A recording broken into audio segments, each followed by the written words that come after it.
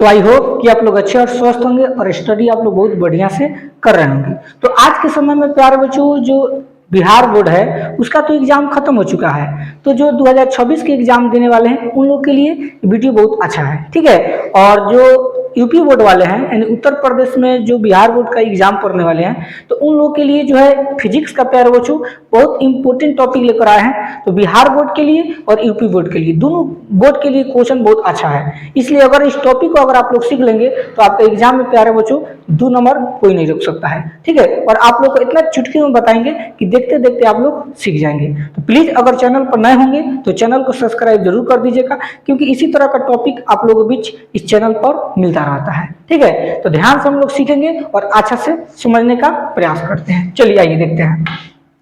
तो प्यारे बच्चे यहाँ पर लिखा हुआ है क्वेश्चन, बहुत इंपॉर्टेंट प्रश्न है, बीएम प्रश्न है, इसलिए ध्यान से इसको समझना। कह रहा है कि श्रेणी क्रम में जुड़े संधारित्र समूह के लिए समतुल्य संधारित्र का व्यंजक ज्ञात करना है। प्यारे बच्चों क्या ज्ञात करना है? व्यंजक ज्ञात करना है। तो यहाँ पर किसका बात हो रहा है? श्रेणी क्रम संयोजन का, ठीक है। तो श्रेणी क्रम संधारित्र भी इसको बोलते हैं और संधारित्र को हम लोग संयोजन भी बोलते हैं, इस चीज को आपको याद रखना है, ठीक है। श्रेणी क्रम संधारित्र और संधारित्र को किस क्या बोलते हैं? संयोजन भी बोलते हैं। तो कभी कभी एग्जाम में परिभाषा भी आ जाता है कि श्रेणी क्रम संधारित्र या श्रेणी क्रम संयोजन का परिभाषा दे, तो आप लोग क्या लिखेंगे? लिखेंगे 2 या 2 से अधिक प्रतिरोधों का ऐसा संयोजन। ध्यान से बाबू समझना, 2 या 2 से अधिक प्रतिरोधों का ऐसा संयोजन जिसमें धारा का जो मान होता है वो नियत होता है यानी 0 के बराबर होता है, उसी को श्रेणी क्रम संधारित्र कहते हैं, ठीक है प्यारे बच्चों। तो सबसे पहले हम लोग क्या देखेंगे, इसमें एक स्ट्रक्चर बनाएंगे यानी हम एक परिपथ बताएंगे, ठीक है। तो इसमें क्या होगा, परिपथ में ध्यान समझिएगा। सबसे पहले हम लोग एक परिपथ तैयार करते हैं और इस परिपथ में आपका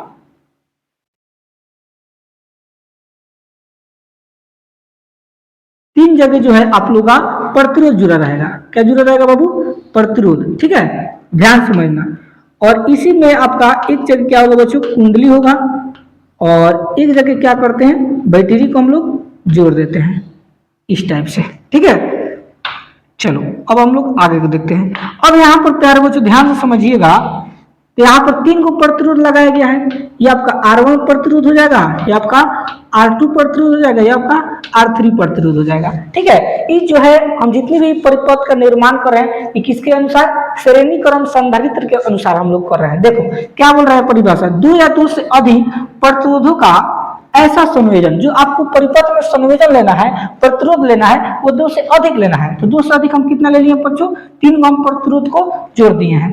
अब कह रहा है कि जिसमें धारा का मान, इसमें क्या प्रवाहित करेंगे प्यारे बच्चों? धारा माने I प्रवाहित करेंगे। तो धारा का मान इसमें क्या होता है? इस परिपथ में जो है प्यारे बच्चों ये टोटल आपका क्या हो गया? परिपथ हो गया। और इस परिपथ में जो है धारा का मान क्या हो जाएगा? नियत हो जाता है, ठीक है। तो यह आपका कुंडली हो गया और यह आपका क्या है बच्चों? बैटरी को जोड़ दिया गया है, ठीक है। ध्यान समझना, ये आपका बैटरी को जोड़ दिया गया है, ये आपका कुंडली हो गया, ठीक। अब हम लोग क्या करेंगे प्यारे बच्चों? व्यंजक ज्ञात करेंगे। क्या ज्ञात करेंगे? व्यंजक। तो क्या व्यंजक में क्या पूछ रहा है? तो श्रेणी क्रम संधारित्र का व्यंजक, ठीक है। तो लिखेंगे यहाँ पर श्रेणी क्रम संधारित्र, श्रेणी क्रम संधारित्र का व्यंजक। श्रेणी क्रम संधारित्र का क्या हो जाएगा बच्चों? व्यंजक, ठीक है। इसी को हमको क्या ज्ञात करना है? निकालना है, ठीक।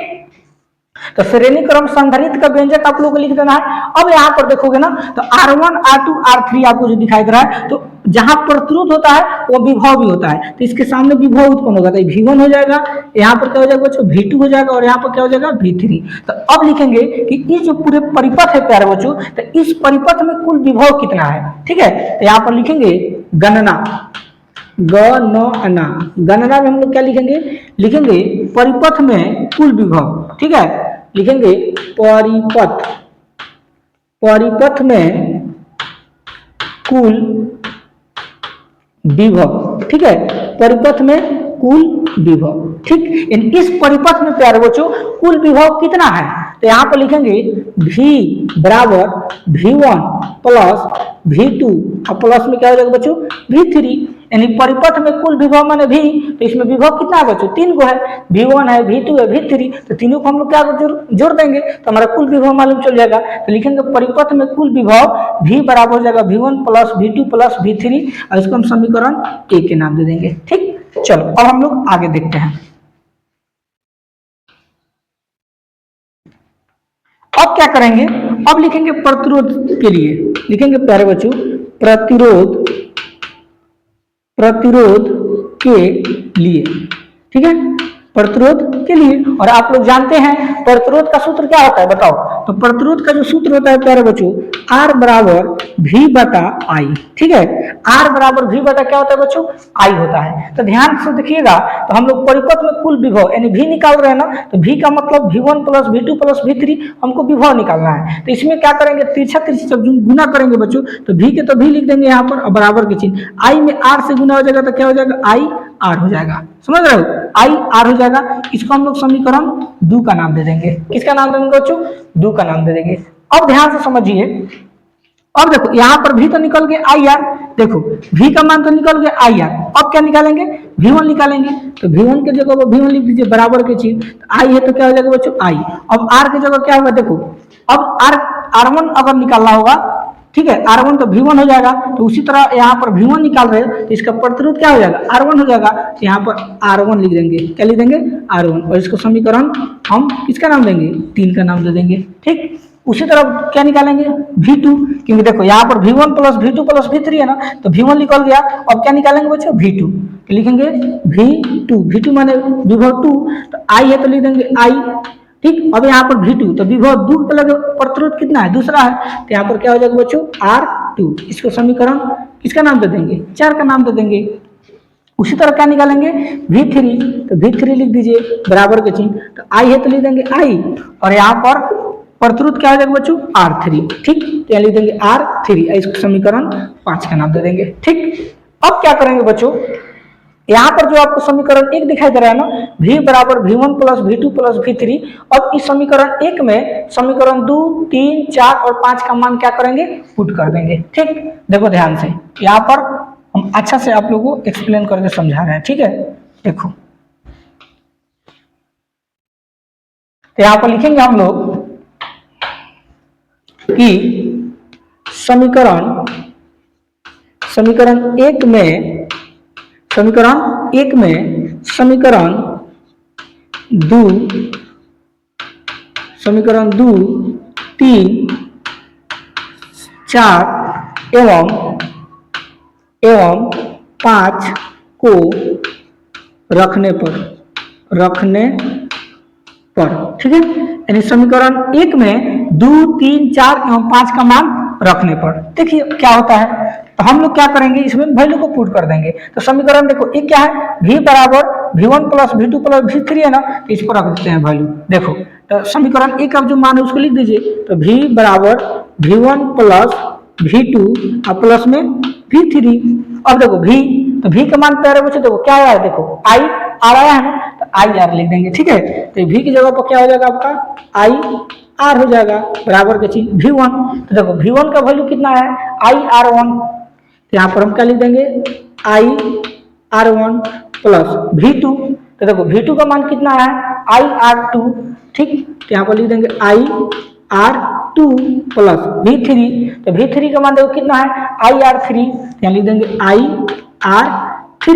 ठीक, अब I R है ना, तो I R के I R लिख दीजिए बराबर के चिन्ह। अब इस सब में देखिए कॉमन क्या दिखाई दे रहा है, तो ध्यान से देखोगे IR1 plus IR2 plus IR3, सभी में आपको I दिखाई दे रहा है, तो I को क्या करते हैं हम लोग बाहर निकाल देते हैं। तो यहाँ पर क्या बच गया देखो R1 plus R2 plus R3, ये ना बच गया।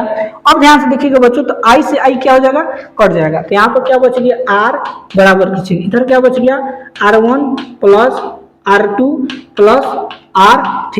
ठीक है, यही जो है प्यारे बच्चों आपका, यही जो है आपका श्रेणी क्रम संधारित्र का क्या है बच्चों व्यंजक है, प्रूवेड हो गया। ठीक है, तो इस तरह से अगर आप लोग एग्जाम में बनाओगे, ठीक है, वो बिहार बोर्ड के छात्र हो या यूपी बोर्ड के छात्र हो, दोनों बोर्ड में प्यारे बच्चों ये क्वेश्चन बहुत बार रिपीट किया है और बहुत बार पूछता है। ठीक है, तो आपके लिए क्वेश्चन बहुत इंपॉर्टेंट होगा, इसको अच्छा से रिविजन कर लेंगे तो आपके एग्जाम में आने का 100% बच्चों चांस है। तो इसी तरह अगर आप लोग वीडियो चाहते हैं तो अगर आप चैनल पर नए होंगे तो चैनल को सब्सक्राइब बहुत जल्दी कर दीजिए, क्योंकि एक वीडियो प्यारे बच्चों बनाने में बहुत ज्यादा समय लगता है। ठीक है, इसलिए आप लोगों को सपोर्ट करने की जरूरत है। मिलते हैं नेक्स्ट टॉपिक के साथ, तब तक के लिए धन्यवाद।